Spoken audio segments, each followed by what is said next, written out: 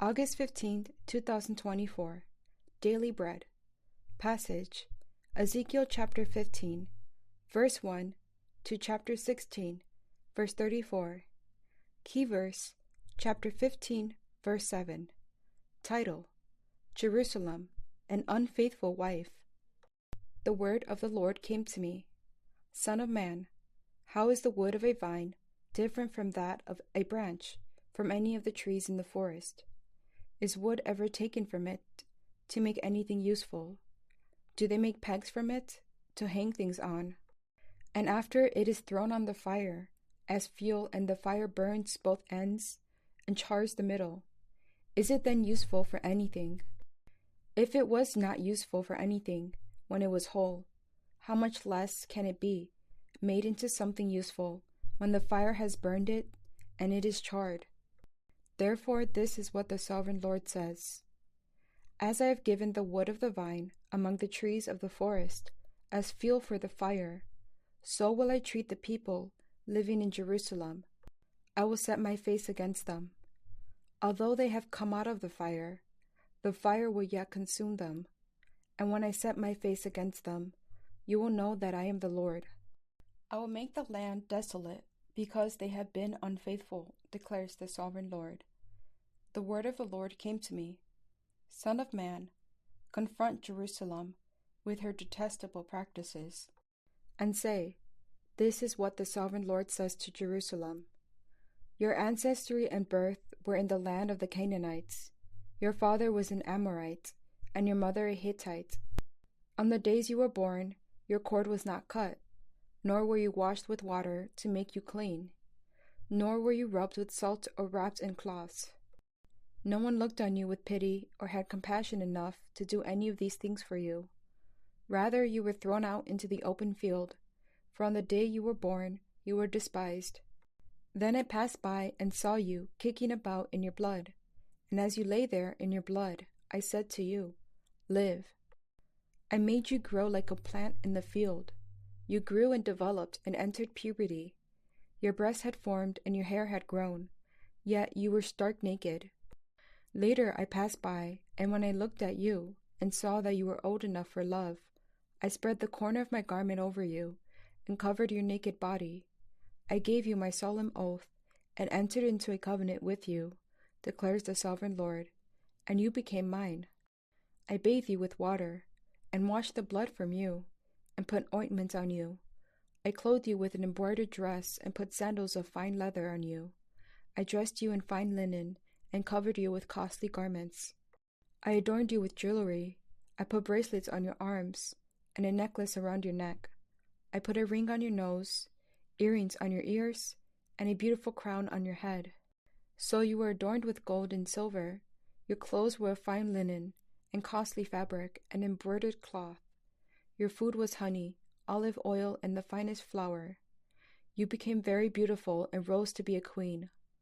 And your fame spread across the nations on account of your beauty, because the splendor I had given you, your perfect beauty, declares the sovereign Lord. But you trusted in your beauty and used your fame to become a prostitute. You lavished your favors on anyone who passed by, and your beauty became his.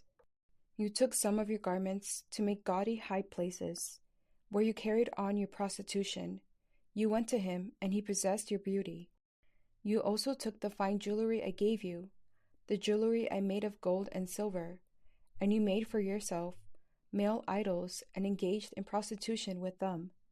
And you took your embroidered clothes to put on them, and you offered my oil and incense before them. Also the food I provided for you, the flour, olive oil, and honey I gave you to eat, you offered as fragrant incense before them. This is what happened, declares the sovereign Lord. And you took your sons and daughters whom you bore to me and sacrificed them as food to the idols. Was your prostitution not enough? You slaughtered my children and sacrificed them to the idols. In all your detestable practices and your prostitution, you did not remember the days of your youth, when you were naked and bare, kicking about in your blood. Woe, woe to you, declares the sovereign Lord. In addition to all your other wickedness, you built a mound for yourself and made a lofty shrine in every public square. At every street corner, you built your lofty shrines and degraded your beauty, spreading your legs with increasing promiscuity to anyone who passed by. You engaged in prostitution with the Egyptians, your neighbors with large genitals, and aroused my anger with your increasing promiscuity. So I stretched out my hand against you and reduced your territory. I gave you over to the greed of your enemies, the daughters of the Philistines, who were shocked by your lewd conduct. You engaged in prostitution with the Assyrians too, because you were insatiable, and even after that, you were still not satisfied. Then you increased your promiscuity to include Babylonia, a land of merchants, but even with this you were not satisfied. I am filled with fury against you, declares the sovereign Lord, when you do all these things, acting like a brazen prostitute. When you build your mounds at every street corner and made your lofty shrines in every public square, you were unlike a prostitute, because you scorned payment. You adulterous wife, you prefer strangers to your own husband. All prostitutes receive gifts, but you give gifts to all your lovers, bribing them to come to you from everywhere for your illicit favors. So in your prostitution, you are the opposite of others. No one runs after you for your favors. You are the very opposite, for you give payment and none is given to you. Daily Bread Message.